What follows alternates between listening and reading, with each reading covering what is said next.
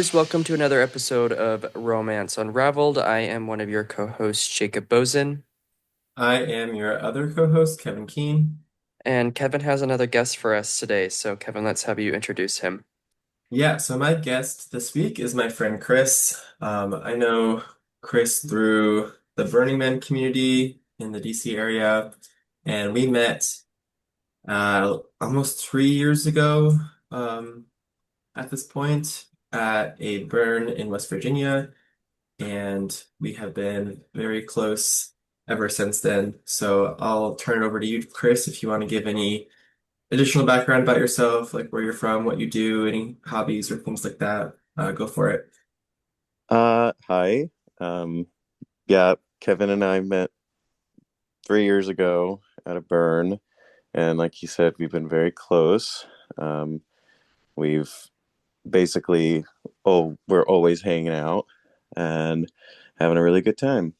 About me, I have been living in the DMV uh, my whole life. I've been living in DC for probably over 3 years now, proper. And I like to work out, swim, hike, do all the like to stay active. Um, I also like to have a good time. Yeah, great. Yeah, so I kind of know only like a one sentence, I guess, summary of this story, and I'm really nervous. But let's turn it right over to you and let's get right into it. Okay. So growing up, I always kind of doubted that I was gay. I was in denial for a very long time. And I kind of broke it to myself in my early 20s that I can't just not experience what it's like to be gay. Like I need to be out. And so when I was 22, 23, context of the story, very young, freshly out. I was in school for occupational therapy. Uh, I was living at home and I was working out a lot at the gym. And I was previously a very competitive swimmer. So I was in very good shape. And when I decided to explore my um, gay side, I downloaded Grindr and As one does. yes, and one of my first comments on my picture avatar was "Sorry, I'm new" with no spaces, and I got lots of attention because I guess that new blood as well as getting a lot of attention.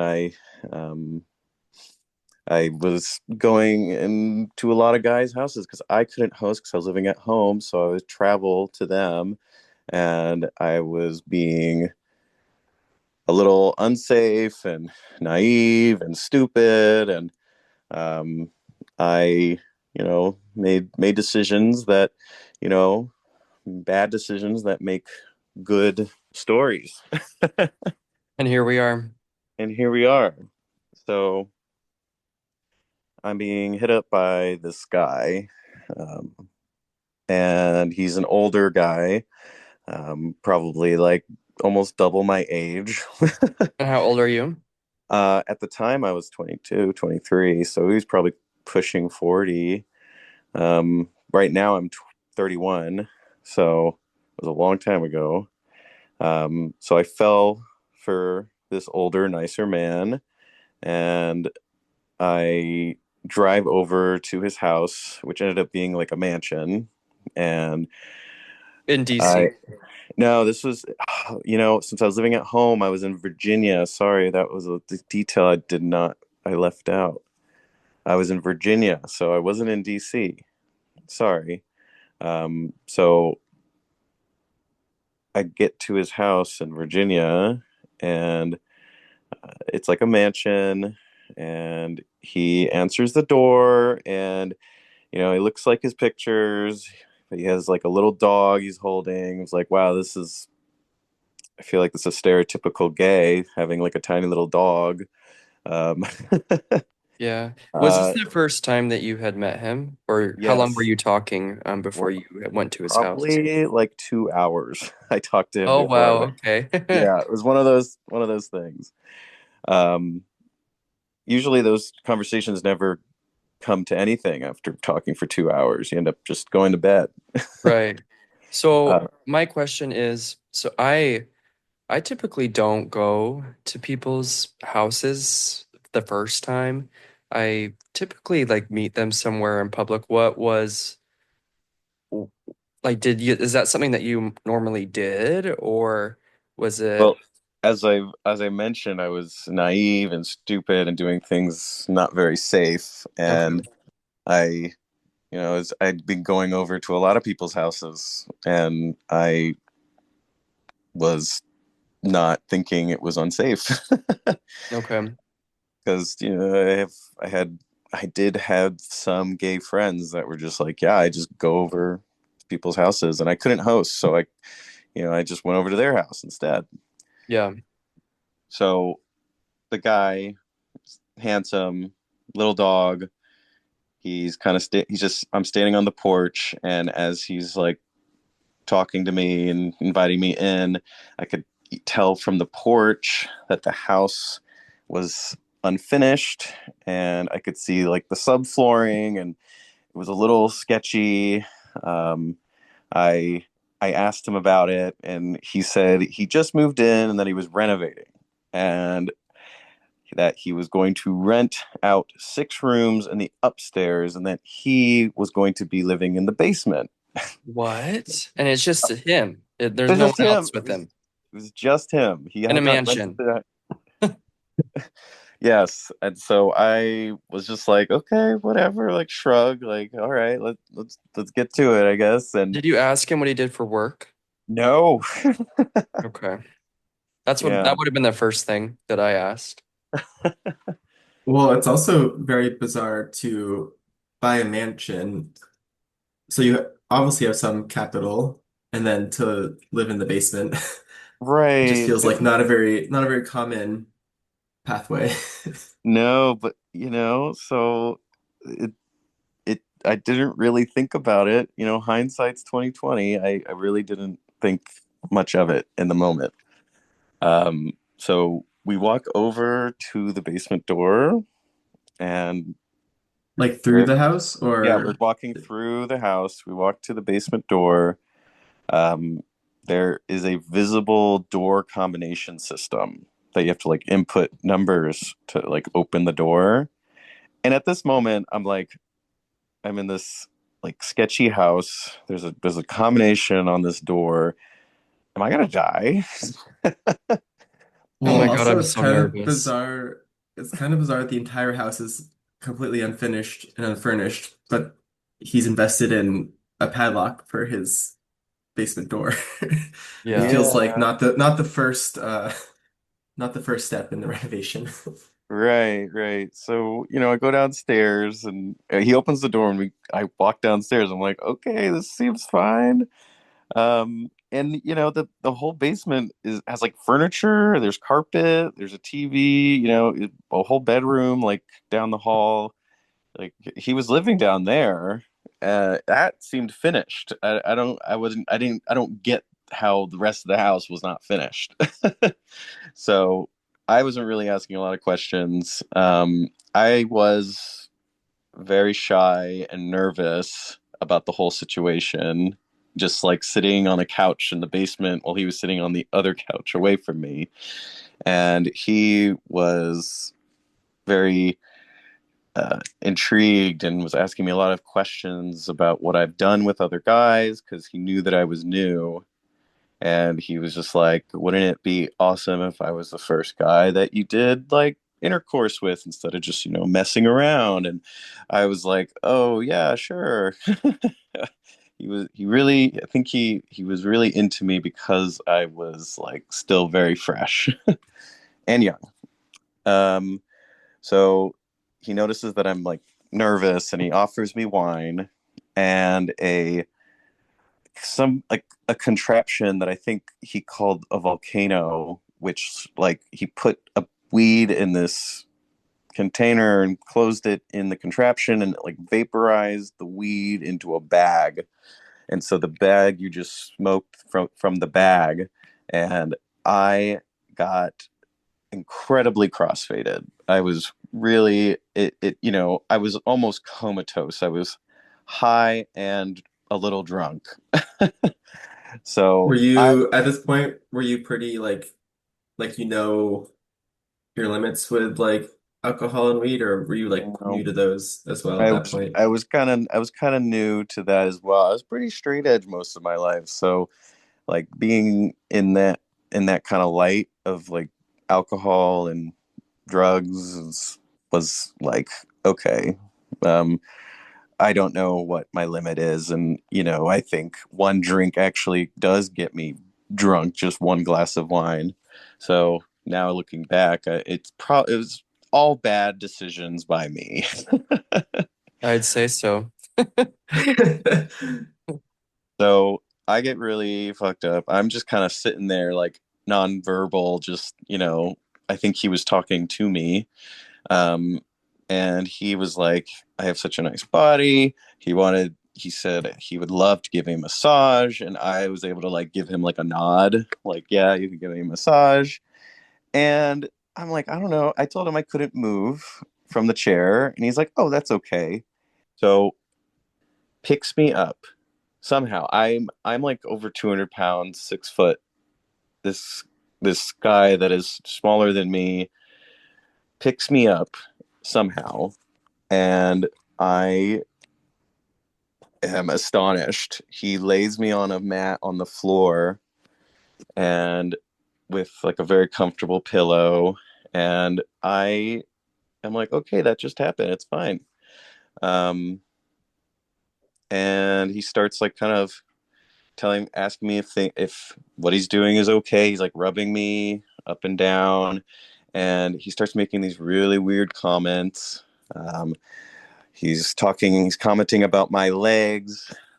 They're like tree trunks, and that he was a monkey swinging through them. What? And I'm like, I still can't really move. And this guy is just talking about my body. And just that was the weirdest comment he had to make. I think I also remember him making like monkey noises. And like, I don't know. It was so weird. Ew, not the monkey noises. I no. So we end up cuddling afterwards on the mat on the floor, and I fall asleep. But I remember him picking me up again from the floor and places me on his bed down the hall, and he walks out, and I expect him to like come back, and maybe that's when the deed happens, all the hooking up. But he never It's came back. amazing to me that he's okay with all of this. Like, he's okay that you're in this physical and I guess I could say mental state of mind where you're just not there. And he's okay with it. Yeah. It's weird. So he walks out. I wake up later. I look at my phone. It's like 4 in the morning. I and he's not in the bed with me. So I walk out to where I'm imagine he was. He was like in the living room of the basement, and he's on the couch asleep. And in my mind, I'm like, sweet, now I can escape. Right? This is the moment where I find out if actually been I'm now been abducted. I can't escape. um, so I slowly creep up the stairs, and I start turning the knob, and it turns and it opens. In my head, I scream yes in my head, and there's so much relief. Um, and the Yeah, next part of me would be thinking that the door is like locked from the yes, outside in. all of it made me think it was locked, but now I'm home free. I get in my car, drive home. The next day, he messaged me on Grindr saying he was so sad that I left and blah blah blah. And he seemed harmless. So, I'm being naive and new, and I liked what had happened. He'd give me a massage. I had wine. I smoked weed. It seemed like a good time, and he was willing to give me another massage. So I went over again. This Oof, a time, good time on paper, but very, very very similar. creepy vibes. Yes, very similar story for the second time, and then I went over a third time, and these past two times he'd actually done a little bit more. So I'd been over there three times now. The third time, he started to ask if he could groom me, like shave my beard or trim my beard, and could he wash me in the shower? And I asked him about it, and he's like, "Well, I really just like serving people." And I'm like, that's cool. All right, if you enjoy it, sure." And so he did do those things. The two more times I'd went over, but on the third time, I had my volcano weed bag and sipping my wine in the chair, and then he pulls out some questionable tools, and I asked him like, what are you pulling out? And he's like, "Oh, I'm gonna do some meth. Do you want some?" Oh Meth? boy. Meth. What in the hell is wrong with people? I don't get it. I flabbergasted. Oh my God, this guy. And I'm like, actually, I was like, hey, that's not good for you. I'm the stupid naive one, but I'm telling this man I've known since childhood that meth was bad for you. You will die, you'll lose your teeth, you'll be ugly. Like, come on. And he's like, I am not addicted. I could stop anytime I want. I'm like, so stop now. He's like, no. What a And loser. And that's when I was like, I'm out of here. Like SpongeBob meme, like, all right, I'm gonna head out. I overcame my comatose state. I had probably gotten a little more tolerance from going more than once, and I walked out. And that place never looked furnished. The all the times that I had been there, that place never got renovated. I like the expression I overcame my comatose state. In the case of emergency, you can suppress the coma momentarily. Miracles happen. Was he upset that you left? Um, I think he was a little upset because he brought out he was doing meth in front of me, and then also he told me that he invited another friend over as well, and so I'm like, oh, I guess he does meth too, and he's like, yeah, I'm like, we're gonna do meth, and oh no, we're not doing that. No, we're not. Very bad vibes, very Oh bad my times. God, I can't. People are so messed up. Yeah, I blocked him on Grindr. And at that point we actually had each other on Facebook, and I also blocked him on Facebook. So thank God I'm not I'm not dead, and I'm not doing meth right now. And Well, you said bad stories make or bad decisions make for good stories, so yeah, so the moral of the story is like bad decisions make great stories. And when you're young, you do stupid shit. Well, I when I imagined this story, I thought so about maybe 4 years ago, there was a news story about this guy. I think it was like maybe in Kentucky or something like this, and this guy had met somebody on Grindr, of course, because that's where this happens, and took him over to his house and to his basement, and apparently he was into like BDSM, but like to an extreme level, and ended up killing the guy actually and Oh like gosh. skinning him. Oh, Like I knew that this jeez. was not going to be to that level, but when Kevin was telling me like the preview of it almost, I thought, "Oh, like it's going to be something similar like this." And it made me so nervous the whole time you were telling it. Well, it's not far off from locked in a basement dungeon, drugged, groomed, Oh my God. and kept The way, hostage story. It's only only a few plots away from that. So, Yeah. yeah, So he was, yeah, go ahead. so when you so when you had to go into the basement, you had to have the code to go in. Did you have to have a code to go out or No, just opened? it just opened. Okay. I guess there was no lock on the other side, so you couldn't like input anything. I guess that's good because I was gonna ask if he like gave you the code because if the code was involved both ways, that would have been the red flag oh in my yeah, head that's for extra sure. creepy.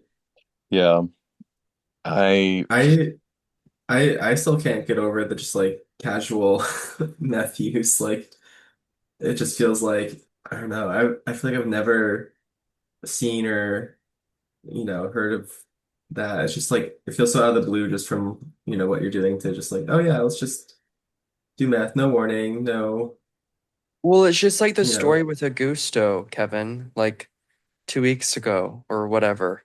It's like the guy, his, I guess, quote unquote husband, just is out there doing it at random. Yeah, but at least that story feels more like he's like hiding it. It's kind of like a secretive thing, which is kind of how I would expect it. But like, yeah, Yeah.